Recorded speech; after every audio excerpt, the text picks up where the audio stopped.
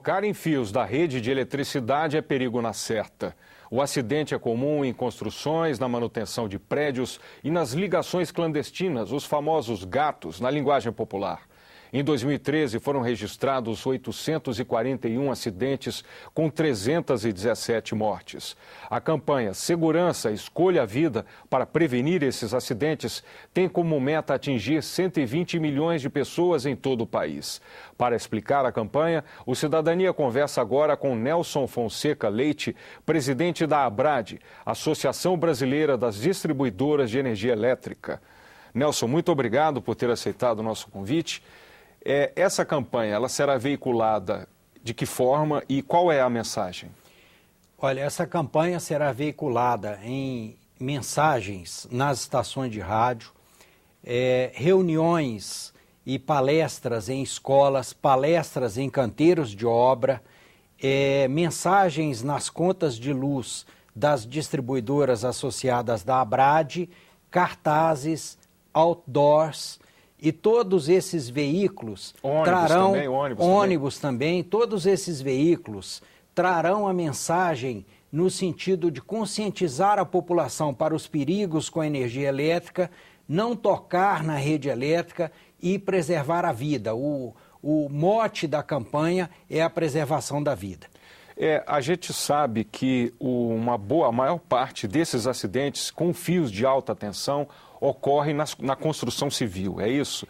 Daqueles 317 casos fatais que nós tivemos em 2013, 101, quase um terço dos casos, foram acidentes na construção civil. E a gente pergunta, que tipo de construção civil? Normalmente é na realização de puxadinhos, obras que são realizadas sem fiscalização, durante fins de semana.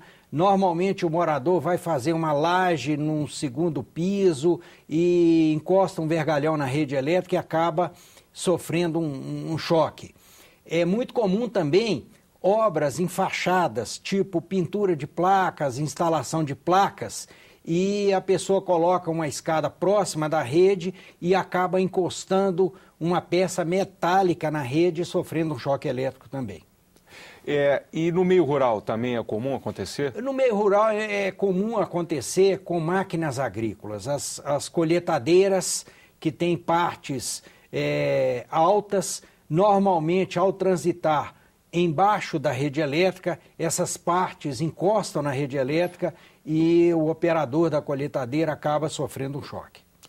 E de que maneira, quer dizer, existe um tratamento específico, uma mensagem específica de cuidados específicos para quem, ou seja, trabalha na construção civil ou trabalha no meio rural? Existe uma mensagem específica para cada um dos 5 segmentos que são alvo da campanha. Tem uma mensagem específica para a construção civil, que é construir longe dos fios, se afastar dos fios. Tem uma mensagem específica para as ligações clandestinas, dizendo qual que você prefere, viver na legalidade ou morrer ilegal, fazendo um gato. Tem uma mensagem específica envolvendo instalação de antenas, tem uma mensagem específica envolvendo soltar pipas e tem uma mensagem específica para máquinas agrícolas e para poda de árvores também, que é um outro item importante, porque algumas pessoas vão podar a árvore próximo dos fios e acaba o galho da árvore encostando no fio e a pessoa sofrendo acidente. E aí, no caso da poda da árvore, a recomendação é que se chame o poder público para fazer, porque muitas pessoas resolvem fazer por conta própria. A pessoa não deve fazer poda de árvore por conta própria, a não ser que esteja dentro do seu quintal, longe dos fios. Mas se tiver qualquer risco de um galho encostar no fio, chame a concessionária, chame a prefeitura e peça alguém para poder fazer a poda. Se for o caso, a concessionária vai até desligar a rede para fazer uma poda com segurança, porque segurança vem em primeiro lugar, né? Tá. Esse número que eu citei, 317 mortes, 841 acidentes, esses números vêm aumentando ou vêm caindo? Olha, ao longo dos 9 anos da campanha, a taxa de acidentes vem diminuindo 3,4% ao ano. E nós acreditamos que isso é um mérito dessa campanha que nós já fazemos há 9 anos. Essa campanha, a nova campanha deste ano, ela foi discutida numa semana, enfim, um encontro de todas as distribuidoras. Se eu não me engano, são 63 distribuidoras filiadas à associação? O Brasil tem 63 distribuidoras. As maiores distribuidoras são filiadas à associação, são 42 filiadas à associação, que são responsáveis por 99% dos consumidores brasileiros. Essas 42 associadas da ABRAD se reuniram e planejaram essa campanha de maneira que a gente possa atingir um universo aí de 120 milhões de brasileiros, levando informação, levando conscientização, porque nós acreditamos que a melhor maneira de evitar esse tipo de acidente é a conscientização da população para os riscos do choque, para os riscos do contato com a rede elétrica. Esse número de 120 milhões, que é o público-alvo da campanha, como se chegou a esse número? É o número de pessoas que têm acesso à rede elétrica, os outros 30 milhões, que eu acho que a nossa população é de 150 milhões de pessoas? Não, o Brasil, na realidade, ele tem um atendimento hoje de 70 milhões de casas, atingindo aí 99,3% dos domicílios brasileiros. É o serviço público mais universalizado que existe no Brasil, é o fornecimento de energia elétrica. Nós estamos em mais de 90% das casas brasileiras. Só que a estimativa de 120 milhões de pessoas é a soma da população das cidades onde as campanhas são realizadas. Esse número, as 317 mortes por contato com fios da alta tensão, elas representam 44% entre 14 tipos mortes relacionadas com outros acidentes elétricos. São 14 tipos de acidentes. Você pode me dar exemplos de outros? Outro tipo de acidente que nós não estamos colocando como foco da campanha seria, por exemplo, o cabo rompido. Entendeu? Cabo rompido numa via pública e a pessoa toca no cabo rompido. Esse tipo de acidente, ele vem diminuindo assim muito significativamente nos últimos anos e ele não depende tanto da conscientização como aquele da construção civil e o da ligação clandestina. Por isso é que depende mais da manutenção das próprias distribuidoras. Depende mais da manutenção e do padrão da rede, e aí as distribuidoras estão cuidando para que a rede tenha um padrão de segurança, que sejam instaladas redes protegidas, que sejam instalados dispositivos de proteção, de maneira que esse tipo de acidente se evite. E o que nós temos constatado é que há uma redução significativa desse tipo de acidente. Um outro tipo de acidente também que tem um significado grande, apesar dos números serem menores, é o tal do roubo de cabo. A pessoa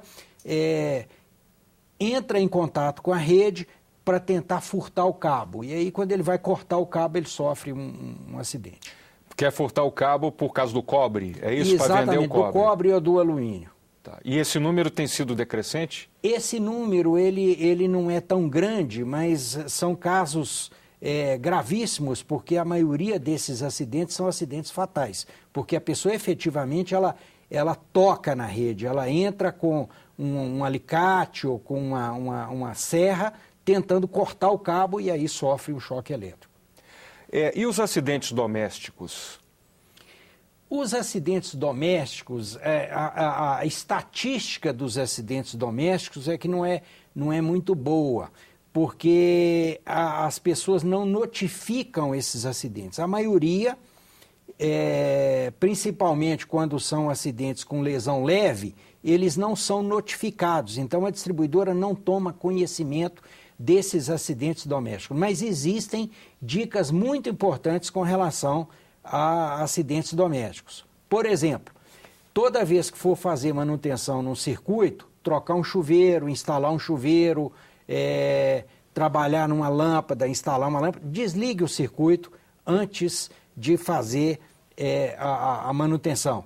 Uma outra, coloque proteções nas tomadas para evitar que as crianças coloquem o dedo na tomada ou toquem a tomada. Existe um tipo de proteção que você, quando a tomada está vazia, você coloca na tomada e evita esse tipo de contato acidental. Outra coisa, evitar a ligação de vários equipamentos simultaneamente numa mesma tomada através de um T, através de um multiplicador de contatos, porque aquilo ali provoca aquecimento e pode provocar incêndio. Quer dizer, não é um acidente com choque elétrico, mas pode ser um incêndio. Nesse caso aí é bom comprar aquela régua, é isso? Exatamente. Que põe no chão? Tá. Que outros temas, eu me referi à semana, um encontro que reuniu todas as distribuidoras afiliadas à ABRAD, um encontro que houve recentemente aqui em Brasília, né? Que outros temas foram discutidos na semana? Olha, a semana ela é focada na questão da preservação da vida, na questão da preservação da segurança da população. Nós temos todo o mote dessa semana evitarmos acidentes com a população. Esse foi o único tema discutido durante a semana. Existe um outro tema que envolve as distribuidoras neste momento, é a questão do empréstimo, né? Que nós sabemos que devido ao baixíssimo nível de chuvas do ano passado, os reservatórios estão baixos e as distribuidoras foram obrigadas, as termoelétricas foram acionadas e as distribuidoras foram obrigadas a comprar no Mercado Livre também, aquelas que não tinham os contratos fixos, né? E isso provocou um rombo, o governo deu um primeiro empréstimo foi de pouco mais de 11 bilhões. Isso. E não foi suficiente para cobrir o...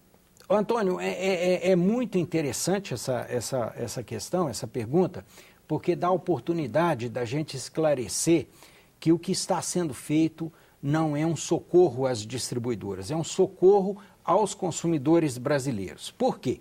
A distribuidora ela é uma mera repassadora dos custos da energia elétrica. É como se a distribuidora fosse um entregador de pizza. Você tem que pagar para a pizzaria o preço da pizza e você paga o transporte da energia elétrica para a distribuidora. Então, ela é uma repassadora de custos, só que ela tem esse custo da energia na sua tarifa a R$ 110 por megawatt-hora e com a falta de chuvas e o despacho das usinas térmicas, encareceu muito a energia. A energia das termoelétricas é muito mais cara do que a energia das hidrelétricas. E você há de convir que em qualquer lugar do mundo que você montar um negócio comprando um produto a 800 e tantos reais, que for o valor da energia no mercado de curto prazo, e vendendo a 110, você quebra no mesmo dia. Então, as distribuidoras não teriam condições de sustentabilidade econômica e financeira nessa situação. O rombo seria maior do que o próprio fluxo de caixa das distribuidoras. Então, o governo negociou com um sindicato de bancos privados um primeiro empréstimo no valor de 11,2 bilhões, que foi suficiente para cobrir essa diferença relativa aos meses de fevereiro, março e abril. Em maio, houve um leilão de energia existente. As distribuidoras compraram nesse leilão e reduziram a sua exposição ao mercado de curto prazo. Então, a necessidade de recursos de maio para frente diminuiu e o governo negociou agora um empréstimo de 6,6 bilhões para cobrir esse período de maio até dezembro. Ou seja, na realidade, o que foi feito foi aliviar a pressão de caixa das distribuidoras, porque senão o único mecanismo que as distribuidoras teriam seria solicitar uma revisão tarifária extraordinária e isso ser repassado para a tarifa de uma vez. Aí nós teríamos um tarifaço para os consumidores esse ano. Então, na realidade, o empréstimo visa diluir esses pagamentos no futuro por parte dos consumidores brasileiros. Haverá um impacto. No ano que vem, a tarifa será reajustada. Não se ano sabe que vem... ainda o valor. O governo fala que, assim, há declarações de membros do governo, de integrantes do governo, de que esse impacto será de 2%. Mas consultorias especializadas no setor elétrico falam em até 30%. Né? Com que índice a população pode trabalhar para o ano que vem? Olha, eu não gostaria de entrar na estimativa desses números, até porque tem alguns fatores aí que ainda vão influenciar esses números no ano que vem. Tem uma série de usinas que tem os contratos de concessão encerrando no ano que vem e vão virar cotas. Isso entra reduzindo a tarifa de energia elétrica no ano que vem, entra batendo, jogando o índice para baixo. Então, no momento atual, ainda é difícil de se fazer uma estimativa. Por isso é que nós não gostaríamos de deixar aqui um número, deixar uma estimativa de quanto vai ser, porque essa conta ela não vai ser paga toda no ano que vem. Ela vai ser, nós vamos iniciar a arrecadação desses valores para cobrir os empréstimos no ano que vem, mas ela vai ser paga no período de 2015 a 2017. Belo Monte já entra em operação no ano que vem, não, né? Belo Monte, me parece que o cronograma de Belo Monte prevê a entrada em operação comercial da primeira máquina no ano que vem. No ano que vem. E já é um acréscimo, então, ao sistema ou ainda... Já é um acréscimo. Nós temos aí as usinas do Rio Madeira que estão entrando ao longo desse ano e do ano que vem. E temos aí o período chuvoso de 2014 para 2015, que nós esperamos que seja suficiente para recompor o nível dos reservatórios que estão muito deplecionados. Mas existe um risco de racionamento no ano que vem devido, quer dizer, nós já temos aí... Esse ano já foi um ano difícil, né? Nós estamos vendo a questão... Olha, esse ano hoje nós estamos com uma visão mais otimista do que nós tínhamos há 4 meses atrás, tá? O nível dos reservatórios tem caído menos do que o que se esperava que caísse nesse período seco. Porque choveu muito no sul, teve transferência de energia do sul, choveu bastante no norte, teve transferência de energia de Tucuruí para o nordeste e para o sudeste. As usinas do Rio Madeira estão entrando em operação e a energia dessas usinas está sendo transferida para o sudeste brasileiro. Então, o nível dos reservatórios está sendo preservado e há uma estimativa que se chegue aí a novembro num nível médio em torno de 20%. Mas para o ano que vem tem uma incógnita, que é o período chuvoso de 2015, de 2014 para 2015, e dependendo da quantidade de chuva, nós teremos aí uma situação diferente para 2015. Sobre a Abrade, essas 63 distribuidoras, todas elas são privadas, existem estatais, como é essa composição? Olha, 2/3 são privadas e 1/3 são estatais. Estatais federais, estatais estaduais e estatais municipais. Nelson, estamos chegando ao final do programa, quero agradecer a sua presença aqui e esperar contar com a sua presença em outras oportunidades aqui no Cidadania. Antônio, agradeço muito a oportunidade e agradeço aí o convite para participar desse programa Cidadania. Muito obrigado.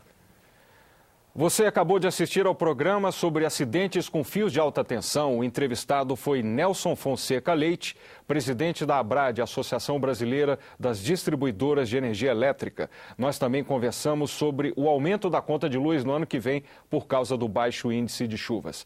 Ligue para o Alô Senado no 0800 61 2211 para encaminhar críticas e sugestões. Você tem como opção o www.senado.leg.br/TV. Aqui, baixe qualquer programa da TV Senado se quiser. Obrigado pela audiência e até o próximo Cidadania.